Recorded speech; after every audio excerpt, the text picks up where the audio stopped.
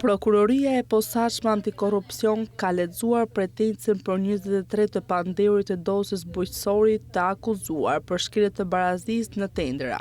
Bëhet fjalë për 9 procedura tenderimit të bëra efektive gjatë vitit 2022 në vlerë 90 milion lekë të reja. Të përfshirë në dosje janë zyrtar të universitetit dhe biznesmen ndaj të cilëve rëndon dhe akuza e korrupsionit dhe shpërdorimit të detyrës. Prokurori i çështjes, Dritan Prençi, ka kërkuar 34 vite e 6 muaj burg për 23 të pandehur, të cilët do të përfitojnë nga gjykimi i shkurtuar. Për 19 prej tyre, SPA kërkojnë që dënimi me burg t'i konvertohet me shërbim prove dhe punë publike. SPA ka kërkuar dënimin me 3 vite burg dhe heqje në të drejtës për të ushtruar funksione publike për 5 vite për administratorin e UBT-s Edmond Tërthorja. Ndërkohë, sipas procedurës së zakonshme të ndarë nga pjesa tjetër, do të gjykohen Piro Zoga, Ilir Kusi, Bejo Bishka, Dritan Laçi dhe Arjan Buliaj. Sipas SPAK, hetimet të nisura me 21 tetor të vitit 2022 zbuluan një skem të mirë organizuar në të cilën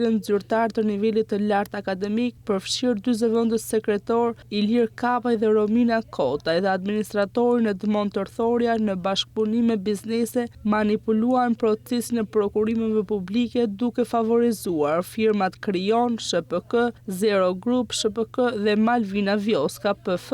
Hetimet zbuluan se këto firma jo vetëm favorizoheshin dhe përcaktoheshin në tendera, por edhe bënin oferta fiktive në emër të bizneseve të tjera për të fryrë vlerën e tenderave. SPAK thot se hetimet zbuluan se përgatitja e dokumentacionit për fondet limit dhe specifikimet teknike ishin bërë në koordinim të plot me fituesit e paracaktuara të tenderave, ndërsa nuk bëhet asnjë analizë reale të tregut.